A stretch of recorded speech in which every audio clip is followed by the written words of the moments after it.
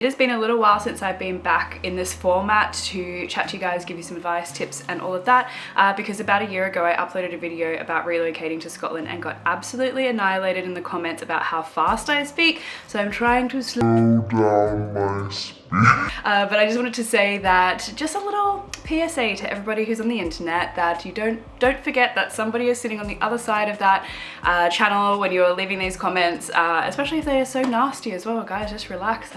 I'm Australian, I talk fast, it's just the way we are.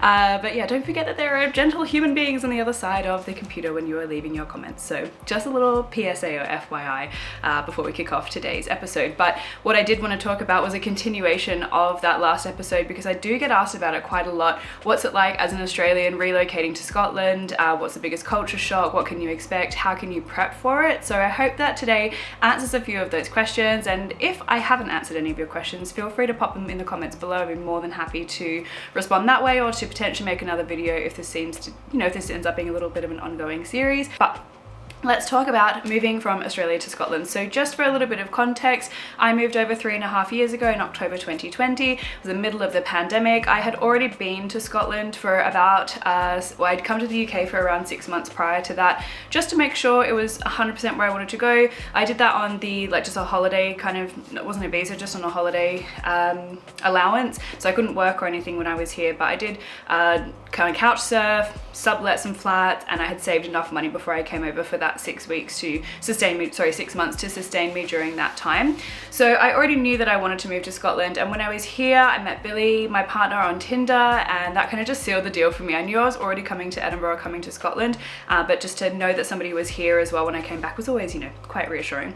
So I did go home after that I was only meant to go home for 6 weeks, but got stuck in Australia. Everyone's like, stuck in Australia for 6 months while I got everything prepped to come back, because it was the middle of the pandemic. So yeah, I did end up coming back obviously in October 2020 and have lived here ever since. It hasn't been a huge amount of culture shock as an Australian moving to the UK, because there's not too many differences. We speak the same language, we drive on the same side of the road, which is a huge win. A lot of things are very similar, but there have been a couple of things that have been a little bit more challenging for me that, had I known leading up into that process, would have been just very beneficial and probably just prepped me mentally a little bit more for that. So that's what I'm going to take you through today. The first thing that you need to be aware of is, at the time when I started my visa, it was only a 2-year working visa, but I believe that's extended out to 3 years now. So I did my 2-year work visa, and I was living with Billy at the time, and I was self-employed. So I was working as a photographer at this time under my own business. But when that 2 years came up, it was the next step for me was to go onto a partnership visa, because work sponsorship wasn't an option, doing a student sponsorship wasn't an option. So we did go down the partnership visa. Now, you don't have to be married to do this, but you do have to have lived with each other for at least 2 years and have proof of this. So before I moved to Scotland, I already knew this information. So we had our name put on bills straight away. I moved in with Billy literally straight away, because I knew it was going to be such a thing when it came to applying for our partnership visa. So that's just something to keep in mind, is to think kind of longer term, think further than your 2-year visa. Like, if you were to stay somewhere long term, what does that look like for you? What's the investment financially? What is the time investment? There's a ton of things to think about, and what would your next route be? This did really help me in advance to know this information, because I was able to kind of pre-prepare for it. So I would highly recommend looking at what are your next steps, and if you were to stay here longer, how would you go through that process? What do you have to do to pre-prepare for it? Also, it is a significant financial investment, a lot of money to get a visa. Not only do you need to pay for the visa itself, but you have a biometrics appointment. You have to pay for your NHS, or your healthcare, and just all of the other little bits and pieces that come into it, but when going through a visa process. So financially, it does take a toll on you. So it's just something to keep in mind, especially if you're going down this route with a partner, that you're both on the same page when you decide to do this. So that was one of the first shocks for me. Was definitely, I knew that the visa thing was going to be an effort, but it did really kind of throw me off to see how much it was going to cost, and how much of a faff it would be.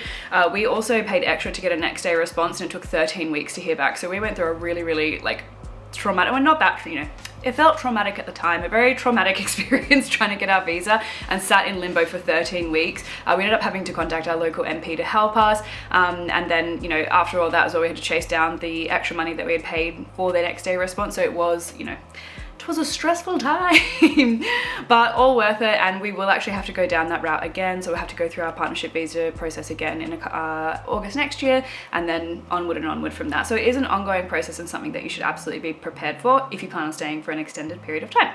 The second thing that is very different, particularly from Australia, I'm really going to talk about this from an Australian point of view because that's the main question I get asked, is other Australians wanting to move here. One of the second things that I found the most difficult to get my head around was the healthcare system here. So you've got NHS here and you've got Medicare back at home. So again, having to pay for the NHS, which is totally fine, and you know, I absolutely agree with obviously paying for the NHS, but the fact that one that cost £1,500 at the time that I applied for both my visas, so £3,000 all up to pay for NHS, and that to book a doctor's appointment is an absolute ball ache. So you have to register for your local doctor, and in Australia you don't have to do this, FYI, anyone watching who's interested. You can just turn up to pretty much any bulk billed doctor with your Medicare card and be able to see a doctor that day. In the UK or in Scotland, anyway, you have to register for a doctor within your area. So if you need to book in a GP appointment, the earliest I've sometimes had to book an appointment is like around 2 weeks of a wait, which is just so crazy in comparison to back home. So I just want to preface this before anyone gets mental in the comments. There's absolutely nothing wrong with the NHS in the sense, you know, of it works in the system that it's in, and you know, massive respect for the NHS, just in contrast to the Medicare system in Australia. This is what I'm saying here, so please don't get angry at me in the comments. So to have to wait so long to book a GP is just like absolutely mental to me, because I'm so used to being able to just rock up to any doctor at any point for, you know, minor ailments or injuries or things like that. So for example, last year I hurt my back pretty badly to the point where I was really struggling to walk with like horrible nerve pain coming down my back. Called the GP first thing in the morning. You have to call first thing in the morning, and they said to me the earliest appointment I could get was 2 weeks from then. And for me, I don't want to go and backlog the minor injuries department in at the hospitals. Like, it's not that much of an injury, but it was still something that immediately needed to be looked at. So that was, you know, a bit of a culture shock in that sense, that I couldn't just go and see someone straight away. On the flip side of that, however, when you have the NHS, your scripts are free. So when you go, you get your script and you go to the pharmacy or the chemist, and you're able to pick up your medication, scripted medication, for free. So that did shock me in a very positive way. I had a wisdom tooth problem a couple of years ago, and I went and picked up all my antibiotics, literally antibiotics, for free, which was fabulous. So I wasn't mad about that. So it definitely has its benefits. Also go to the pharmacy for some of that kind of like minor stuff. If you've got colds or flus or cuts, bruises, ailments, you can go to the pharmacy and they can give you stuff there as well. There's some kind of like heavy things, but let's talk about all the fabulous things that come with moving to Scotland in particular. So again, coming from a country like Australia where it's very, very hot, I am a moon goddess. I am a moon tan kind of girly. I am super, super pale. So living in Australia was too hot for me. Too dang hot. It was not for me. And I never really felt totally at home in Australia. Whilst it is a home and it's a beautiful country, and I felt so lucky, so privileged to be born there, I just felt this different feeling when I came to Scotland. I felt very at peace. It felt like home, and I always call it my soul home. And what I love so much about Scotland in particular is the size of it. So you can be driving like, you know, 5 to 6 hours north and hit the top of Scotland. You can drive 5 to 6 hours north in Australia and in New South Wales and still be in New South Wales. So to be able to drive so far and like literally hit the top of a country in one day is pretty surreal. When I first moved here, and because work was so slow, Billy and I did travel quite a lot, and we saw a lot of Scotland, and I just felt so lucky and so blessed to be able to go see so much of such a beautiful country. The landscape here is phenomenal. The people are incredible. The culture, the history, the heritage, all of it I just felt so connected to, and absolutely love it here so much. The diversity in the landscape also totally threw me off. So these gorgeous mountains, and then you'd have Caribbean style blue, crystal clear water, and the diversity in landscapes between each of the isles as well. So going to Isle of Skye and it being very misty and mountainous and stuff is just so beautiful. Then you'd go to somewhere like Isle of Mull and it'd be a lot more lush and green. Then you go to Harris and Lewis and have these, again, crystal clear blue waters with, you know, pure white sand, just absolutely incredible. I never could have anticipated the variety of landscape when I moved here, and it just continues to blow me away all the time. We still, while we're not traveling as much and as far as we were when I first moved here, just because things have picked up our busyness, which I'm so, so grateful for, we do try to take little weekend trips and just get out there and push ourselves to see new areas. You know, even just going for little day trips up to Fife or St Andrews, or you know, going down more south around North Berwick and Dunbar and places like like that, it just continues to blow me away. And I feel so grateful to live here. I just feel so grateful to live in a country that is so magnificent and rainy and moody. And obviously we still do get beautiful summers, long daylight hours, you know, from like 4 a.m. to midnight daylight hours, and that's just absolutely surreal. Something that is also took a little while of getting used to flip it kind of back is obviously having these beautiful long days in the summer, but come winter having very, very short periods of light. So from 9:30 a.m. until 3 p.m. you've got kind of soft midday light, mid-morning light, so it's really, really soft, it's not very strong, and then you're just in darkness for hours and hours and hours. So you really struggle in the winter to kind of like to counterbalance this. It's really, really intense to get used to. We call it it's a SAD, seasonal affective disorder. So you really struggle with the light at that time of year and how dark it gets, and also just motivating yourself to get out and do things at night is literally impossible. But then on the flip side of this, we've flipped a lot. On the flip side of this is that you do really live seasonally here. So in the summer you have so much energy, you're so vivacious, full of life, you want to go do all of the things, you want to be out all the time, you don't want to be at home. And then, so when it comes to autumn and winter, you're very much ready to simmer down, ready to settle, ready to feel like at ease and at peace again. So I love being able to live seasonally here and to so distinctively see the seasons change month to month in Scotland or in the UK as well, but particularly in Scotland. Now, the last thing I'm going to talk to you about today is in regards to making friends, or, you know, finding a circle of your people while you're here in a new country.